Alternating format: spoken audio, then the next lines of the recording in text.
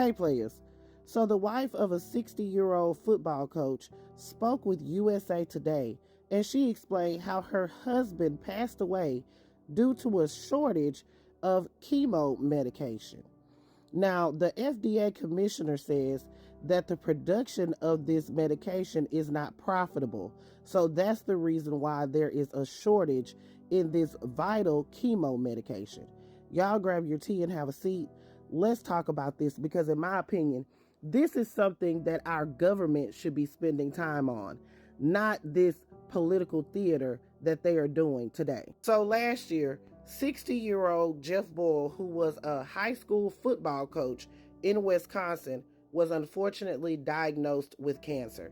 He had a grapefruit-sized tumor in his bile duct next to his liver. So he underwent surgery, and he also had 4 rounds of chemotherapy.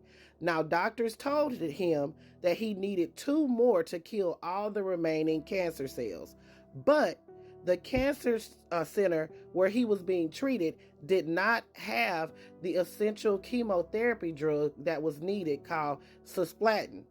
So instead of receiving the chemotherapy, he languished for months, and the cancer slowly progressed, and he died in December of 2023. So now his wife is sharing this story publicly so that way we can put some pressure on the federal government.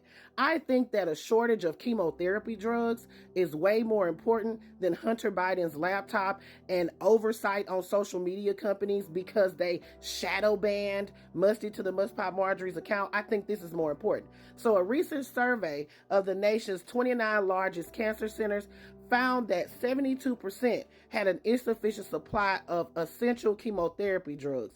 Now, the shortfall has meant hundreds of thousands of patients are not getting the treatment that they need. Now, last year, the FDA began allowing imports of the essential chemotherapy drugs to help alleviate some of the strain. According to the FDA commissioner, the shortage persisted because producing the drug, which does not have a patent, is not profitable.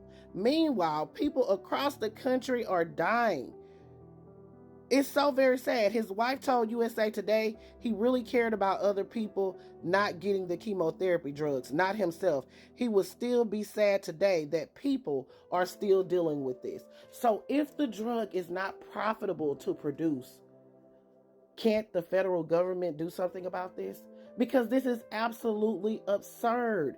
It is a chemotherapy drug that has been proven to work. This is just so very sad. Of course, here at the Black Accurate News, I'm sending my condolences out to Miss Connie and their family in the loss, and also anybody else that have lost loved ones, because I know they're out there because of the shortage in this medication, and because it's not profitable to. That's the part that's really getting me. It's not profitable to produce, so we're just not going to produce it.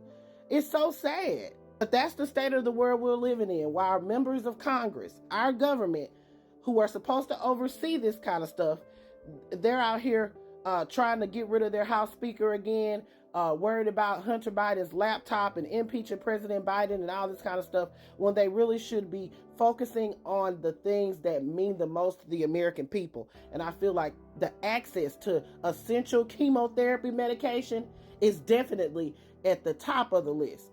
All right, players, put your thoughts in the comments. This is Double D Mo for the Black Accurate News.